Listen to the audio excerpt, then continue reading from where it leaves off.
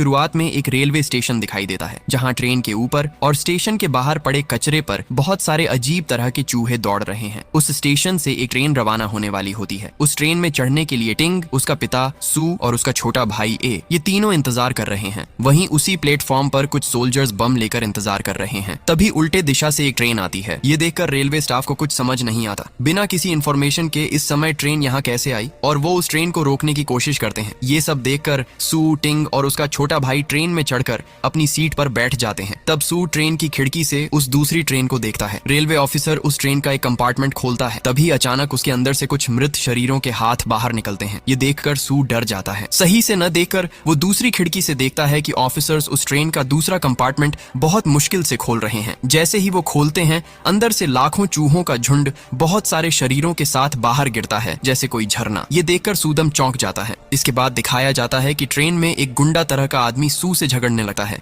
क्योंकि वो अपनी सीट की खिड़की से बाहर देख रहा था। तब टिंग वहां पहुंचता है और कहता है, मेरा पापा को छोड़ दो, वो बीमार हैं और उनका इलाज करवाने के लिए हम शहर जा रहे हैं। लेकिन उसकी बात इग्नोर करके वो गुंडा उसके साथ भी बुरा बर्ताव करता है। तभी सेन नाम का एक आदमी उस गुंडे का हाथ पकड़ लेता है, और ये देखकर डर के मारे उस गुंडे के ग्रुप के लोग उसे रोकते हैं और झगड़ा बंद कर शांति बनाने की कोशिश करते हैं। कुछ समय बाद सू उठता है और एक कंपार्टमेंट की तरफ बढ़ता है। ट्रेन के आखिरी कंपार्टमेंट से एक कंपार्टमेंट पहले वहां बहुत सारे अमीर लोग और रेलवे ऑफिसर बैठे होते हैं। सू वहां आगे बढ़ता है और वहां अपनी बड़ी बेटी लिंग को देखता है, जो अपने प्रेमी जियांग के साथ खाना खा रही है। सू गुस्से में कहता है, मैं लोगों की सेवा करने के लिए हेल्थ डिपार्टमेंट में काम करता हूँ, और उसी काम के लिए मैंने तुम्हें मेडिकल की पढ़ाई करवाई, लेकिन तुम हमें छोड़कर इसके साथ भाग गई। ये कहते हुए वह गुस्से में लिंग पर हाथ उठाता है। कुछ ऑफिसर सोचते हैं कि वह बिना कारण किसी को मार रहा है और उसे आखिरी कंपार्टमेंट में खींच कर ले जाते हैं। इसी समय टिंग के कंपार्टमेंट में सभी सो रहे होते हैं। तभी उसका भाई उनके कंपार्टमेंट के ऊपर से कुछ अजीब आवाजें सुनता है। वह उस आवाज की तरफ बढ़ता है। आगे बढ़ते हुए कंपार्टमेंट के अंत में रखे एक बैग के अंदर कुछ हिलते देखा जाता है। यह देखने के लिए कि उसमें क्या है, वह पास जाकर बैग खोलता है। तभी अचानक एक बिल्ली उस बैग से बाहर निकलकर भाग जाती है। उसी समय वहां ऑफिसर सू को आखिरी कंपार्टमेंट में ले जाकर ट्रेन से हाथ पांव बांध देते हैं। तभी किसी अज्ञात व्यक्ति की अजीब चिल्लाने की आवाज सुनाई देती है और उसके शरीर पर कुछ चोटें लगी हुई दिखाई देती हैं। ऑफिसर उस आदमी के पास जाते हैं और तभी वह आदमी नीचे गिर जाता है। वहां उसके ऊपर बहुत सारे चूहे हमला कर देते हैं। ये चूहे ऑफिसर्स को देखकर उस आदमी को छोड़ देते हैं और सीधे ऑफिसर्स पर हमला कर देते हैं। वे ऑफिसर्स को काटते रहते हैं। जब वे चूहों को भगाने की कोशिश करते हैं तो हाथ में रखी चाबी उनके हाथ से फिसलकर सू के पैर के पास गिर जाती है। सू जल्दी जल्दी चाबी लेने और लॉक खोलने की कोशिश करता है, लेकिन उसी बीच चूहों ने 2 ऑफिसर्स को काट लिया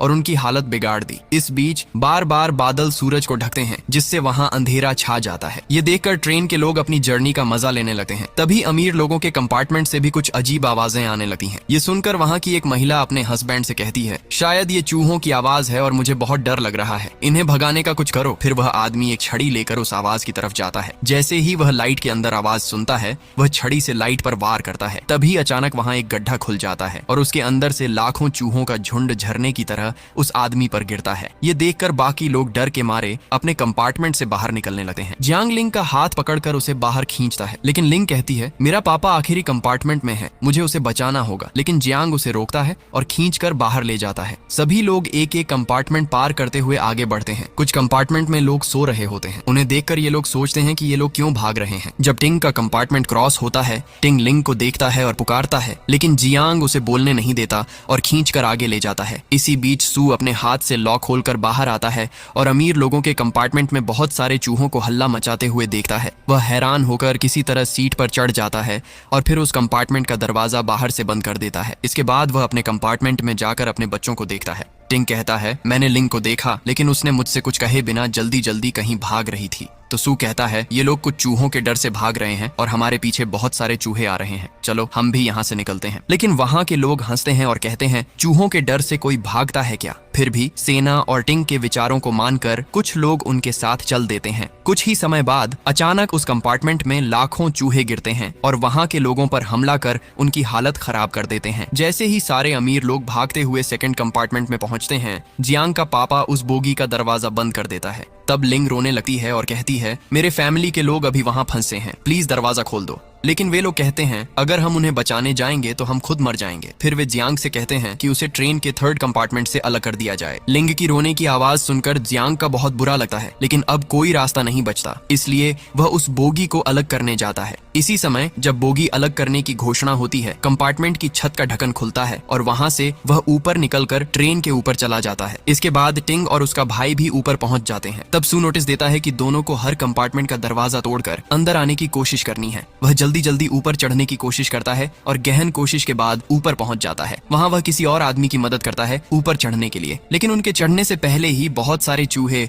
उस कंपार्टमेंट का दरवाजा तोड़कर उस आदमी पर हमला कर देते हैं और उसे काट देते हैं। वहां से सारे चूहे सूरज की रोशनी की वजह से मरकर नीचे गिर जाते हैं। सारे लोग एक एक कंपार्टमेंट से कूदते हुए आगे बढ़ते हैं और थर्ड कंपार्टमेंट तक पहुंच जाते हैं। फिर जियांग और टिंग सेकंड कंपार्टमेंट में कूदते हैं। अब सू अपने छोटे बेटे के साथ वहां कूदने वाला होता है, लेकिन इस सब के बारे में कुछ भी जाने बिना उसी समय जियांग थर्ड कंपार्टमेंट को ट्रेन से अलग कर देता है। इसके बाद ट्रेन धीरे धीरे चलने लगती है और उस बोगी के नीचे चूहों के गिरने की वजह से बोगी हिलने लगती है। दो कंपार्टमेंट के बीच की दूरी बढ़ने लगती है। इतनी जल्दी जल्दी सोचने का समय न होने की वजह से सू जोर से कूदता है और सेन और टिंग उसका हाथ पकड़ लेते हैं। ठीक उसी समय अलग हुआ कंपार्टमेंट नीचे गिर जाता है। ट्रेन अभी भी अपने रूट पर चल रही है। लिंग अपनी फैमिली को लेकर रो रही होती है। तभी सू वहां पहुंचता है। यह देखकर लिंग को अपनी हिम्मत वापस आती है। लिंग की आंखों में आंसू देकर सू का गुस्सा भी शांत हो जाता है। लिंग जो मेडिकल स्टूडेंट है उसे चेक करती है और पता लगाती है कि चूहों के काटने से वह एक अलग तरह के वायरस से इन्फेक्टेड हुआ है। वह कहती है हमें उसे तुरंत क्वारंटीन करना होगा, नहीं तो यह भी वायरस की तरह सबको हो सकता है। तभी सभी अपने शरीर को चेक करते हैं और पता चलता है कि उनके बीच आधे लोग चूहों के काटने से वायरस से प्रभावित हो गए हैं और टिंग का छोटा भाई भी उनमें से एक है। यह जानकर सू तनाव में आ जाता है। यह वायरस बहुत खतरनाक है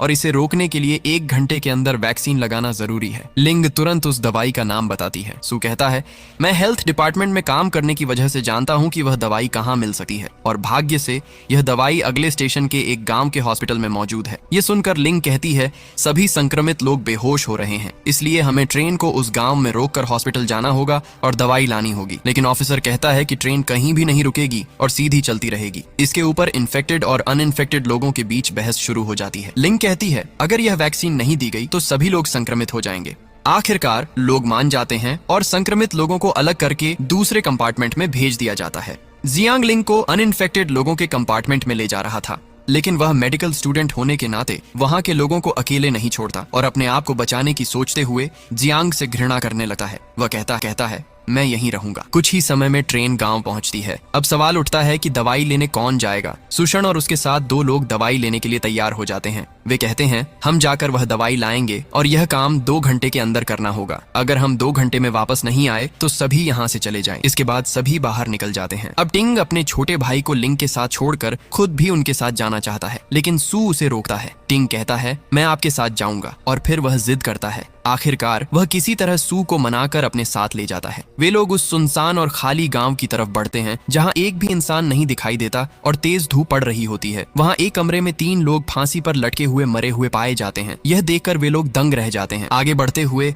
एक रास्ते पर वे हजारों मृत लोगों के शव देखते हैं। सू डर जाता है, लेकिन कोई और रास्ता नहीं होता, इसलिए उन्हें उन शवों के बीच से ही आगे बढ़ना पड़ता है। वे मृत शरीरों और खून के ऊपर से कदम रखते हुए चलते हैं। मरे हुए लोगों के शरीर पर भी इस वायरस के कारण घाव दिखाई देते हैं। आगे बढ़ते हुए वे देखते हैं कि वहां लाखों चूहों का झुंड उनके सामने रास्ता बना रहा है। रास्ते के आखिर में उन्हें वही हॉस्पिटल दिखाई देता है। चूहे तेज धूप में नहीं आ सकते, इसलिए वे किसी छायादार जगह में रहते हैं। यह देखकर लोग एक पाइप पकड़कर सूरज की रोशनी के ऊपर से चलने लगते हैं। तभी अचानक बादल हिलने लगते हैं। लोग डर जाते हैं। जैसे उन्होंने सोचा था, सूरज के छिपने के बाद सारे चूहे ऊपर से उन पर हमला करने लगते हैं। वे बहुत तेजी से आगे बढ़ते हैं, लेकिन इसी बीच एक आदमी पाइप से गिरकर चूहों के बीच में आ जाता है और उनका शिकार बन जाता है। यहाँ ट्रेन के दरवाजे पर जोर से धक्का देने की आवाज सुनाई देती है। इससे सभी लोग फिर से डर जाते हैं, सोचते हैं कि चूहे आ गए हैं। एक आदमी धीरे धीरे दरवाजे के पास जाकर उसे खोलता है। तभी एक जानवर अचानक ट्रेन के अंदर आ जाता है। ये वही चूहा है जो गांव से बचकर आया था। वह कहता है गांव के चूहे एक अलग तरह के वायरस से संक्रमित हैं और ये लोगों को बहुत बुरी तरह काट रहे हैं। मेरे अलावा इस गांव में सब लोग मर चुके हैं। यह सुनकर जियांग का पापा कहता है जो लोग दवाई लेने गए थे वे शायद मर गए हैं। अगर हम उनका इंतजार करेंगे तो असंक्रमित लोगों लोगों की भी जान खतरे में पड़ जाएगी, इसलिए हमें सेकंड कंपार्टमेंट से अलग होकर यहाँ से भागना चाहिए। इस पर गुस्से में एक आदमी कहता है, वे लोग अपनी जान की परवाह किए बिना लोगों के लिए दवाई लेने गए थे। अब 2 घंटे का समय निकल चुका है, हमें उनके लिए इंतजार करना ही चाहिए। यह कहकर वह जियांग के पापा को बंदूक दिखाता है और उसे एक सीट से बांध देता है। यहाँ चूहे धूप में नहीं आते और दिन में अंधेरा रहता है, लेकिन जैसे ही लोग दिखाई देते हैं चूहे बहुत तेजी से हमला करने लगते हैं। इन सब बातों को बताते हुए लोग पाइप पकड़कर आगे बढ़ते हैं। तभी अचानक अंधेरा छा जाता है। चूहों को देखते ही लोग डर जाते हैं। चूहों का झुंड दीवारों पर चढ़ने लगता है। उनका हमला शुरू होने से पहले ही लोग जल्दी से नीचे उतरते हैं। नीचे उतरने की कोशिश में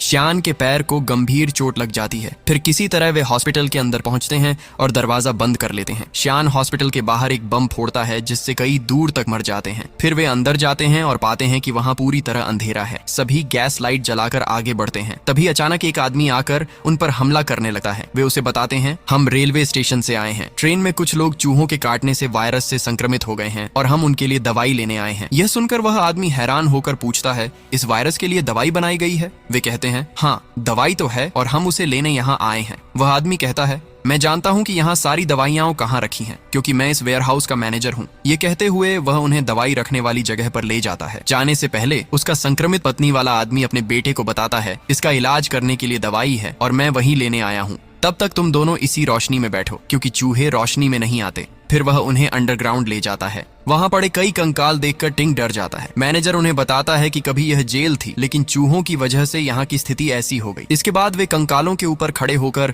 और उनके खून के ऊपर कदम रखते हुए आगे बढ़ते हैं। वहां इतने सारे चूहे हैं कि सेन एक कपड़े में आग लगाकर फायर तैयार करता है। फिर सभी उस रोशनी में आराम से चलते हुए दवाई ढूंढने लगते हैं। वहां एक बहुत बड़ा घर दिखाई देता है और सभी हैरान रह जाते हैं। ये वही चूहों का घर है जहाँ से वे हर जगह वायरस फैला रहे हैं। इस समय चूहे सो रहे हैं और अगर वे जाग गए तो हमें जिंदा नहीं छोड़ेंगे। वह कहता है, दवाई पहली मंजिल पर रखी है और आपको वहां पहुंचने के लिए इस सीढ़ी का इस्तेमाल करना होगा। अब धूप कम होने की वजह से ट्रेन के पास बहुत सारे चूहे आकर ट्रेन के अंदर घुसने की कोशिश करते हैं। तब जियांग का पापा कहता है, यहाँ रहना अब बिल्कुल सुरक्षित नहीं है और मुझे नहीं लगता कि वे लोग वापस आएंगे, इसलिए अब हमें यहाँ से निकलना ही बेहतर होगा। ये सुनकर वहाँ के एक आदमी को गुस्सा आता है और उनके बीच बहस शुरू हो जाती है। इसे देखकर एक महिला कंपार्टमेंट का दरवाजा खोलकर बाहर कूद जाती है। दरवाजा खुलते ही सारे बाहर के चूहे ट्रेन में घुस आते हैं और जो असंक्रमित लोग हैं उन्हें काटना शुरू कर देते हैं। सभी लोग ट्रेन से बाहर कूदकर भागने की कोशिश करते हैं, लेकिन चूहे उन्हें छोड़ते नहीं। जियांग और उसका पापा भी चूहों के शिकार हो जाते हैं। इस बीच सेन दवाई लेने जा रहा था, लेकिन उसके पैर में चोट और उसकी उपस्थिति की वजह से चूहे जाग सकते थे, इसलिए सू लैंप लेकर दवाई लेने जाता है। वह आराम से ऊपर चढ़ता है और दवाई खोज निकालता है। वह कुछ सब्जियां भी एक बॉक्स में रख देता है। उसका लैंप धीरे धीरे नीचे उतर रहा था और वह तेजी से नीचे उतरने लगता है, लेकिन उतरते समय वह फिसल जाता है और बॉक्स ऊपर से गिर जाता है।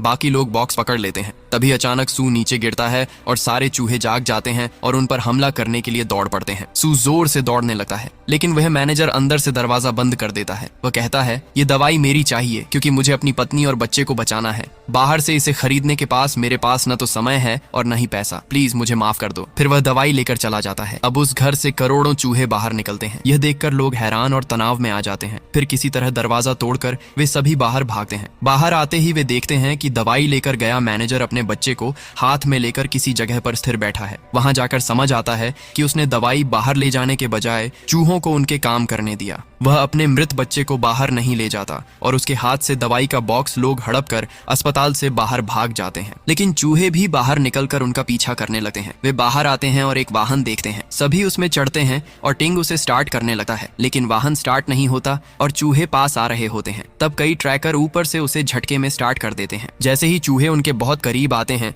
वाहन चलना शुरू होता है। चूहे उनका पीछा करते हैं, लेकिन थोड़ी दूरी पर पहुंचते ही धूप की वजह से वे आगे नहीं बढ़ पाते और पीछा रोक देते हैं। जैसे ही लोग ट्रेन के पास पहुंचते हैं, वे कई लोगों को चूहों के काटने से मरे हुए पाते हैं। सू को लगता है कि सभी मर गए हैं और वह रोने लगता है। तभी लिंग दरवाजा खोलती है और उसे देखकर सू को शांति मिलती है। वह हंसते हुए दवाई का बॉक्स लिंग को देता है, लेकिन अचानक जियांग का पापा उसे छीनकर भाग जाता है। सेन उनके साथ लड़ता है। इसी बीच आसमान में बादल जमा होने लगते हैं। सभी ट्रेन के अंदर भाग जाते हैं। अब ट्रेन स्टार्ट हो जाती है। सेन लड़ाई करते हुए दवाई का बॉक्स लेकर सू के पास पास फेंक देता है। सू उसे लेकर किसी तरह ट्रेन में कूद जाता है। जियांग का पापा एक दवाई अपने हाथ में लेकर आया था, लेकिन आने से पहले वह मृत जियांग को देखकर पागलों की तरह हंसता है। इसी बीच कई चूहे जियांग और उसके पापा पर हमला कर काटने लगते हैं। शान अभी तक ट्रेन में नहीं चढ़ पाया। लोग उसे बुलाते हैं, लेकिन उसके पैर की चोट और जियांग के पापा के साथ हुई लड़ाई की वजह से वह समझ जाता है कि अब वह दौड़कर ट्रेन पकड़ नहीं सकता। वह हंसते हुए गुड बाय कहता है। फिर चूहे उसके ऊपर चढ़कर उसे मार देते हैं। इसे देखकर ट्रेन में बैठे लोग भी दुखी हो जाते हैं। टिंग और सू जोर से रोने लगते हैं। फिर सू लिंग को दवाई देता है और सभी संक्रमित लोगों को दवाई की इंजेक्शन लगाई जाती है। सू अपने छोटे बेटे को दवाई की इंजेक्शन लगाता है। तभी अचानक ट्रेन रुक जाती है। सभी सोचते हैं ट्रेन क्यों रुकी। जाकर देखा तो पता चलता है कि ट्रैक पर दूसरी ट्रेन की एक बोगी उलटकर गिर गई है। सू ट्रेन में बैठे लोगों से कहता है इसे हटाने में मदद करो, लेकिन कोई मदद के लिए नहीं आता। टिंग खुद जाकर बोगी हटाने की कोशिश में लग जाता है। यह देखकर लिंग लोगों से कहती है आपके लिए ही उन्होंने अपनी जान जोखिम में डालकर दवाई लाए हैं। वे अब भी आपको बचाने की कोशिश कर रहे हैं। अकेले वह बोगी नहीं हटा पाएंगे। थोड़ी देर में चूहे फिर आ जाएंगे। इसके बाद सब लोग बाहर निकलकर बोगी हटाने लगते हैं। जैसे ही बादल छा जाते हैं, चूहे दूर से आते हुए देखे जाते हैं। तभी एक गुंडा ट्रेन पर रखा बम अपने शरीर से बांध लेता है और जैसे ही चूहे उनके पास आते हैं, वह बम ब्लास्ट कर देता है। इससे चूहों की बड़ी संख्या मर जाती है। लेकिन कुछ समय बाद चूहों का दूसरा झुंड फिर दूर से आना शुरू हो जाता है। सब लोग किसी तरह बोगी हटाकर दौड़ते हुए ट्रेन में चढ़ जाते हैं, लेकिन ट्रेन के ट्रैक दूसरी तरफ शिफ्ट हो गया होता है। सू तुरंत ट्रेन से उतरकर ट्रैक को सही पोजीशन में सेट कर देता है, लेकिन बार बार ट्रैक अपनी जगह पर लौट आता है। अंत में कोई रास्ता न होने पर वह इसे सही पोजीशन में फिक्स करता है और ट्रेन को आगे बढ़ने देता है। ट्रेन ट्रैक पर चलते ही वह दौड़कर ट्रेन पकड़ने की कोशिश करता है, लेकिन अब वह दौड़ नहीं पाता। लोग सोचते हैं ट्रेन को रोका जाए और उसे अंदर लिया जाए, लेकिन सू कहता है ट्रेन मत रोको, यहाँ से निकलो। और इसी बीच वह चूहों का शिकार होकर मर जाता है। सू का यह त्याग देखकर ट्रेन में बैठे लोग इमोशनल हो जाते हैं। टिंग और लिंग जोर से रोने लगते हैं और यहीं पर यह कहानी खत्म होता है।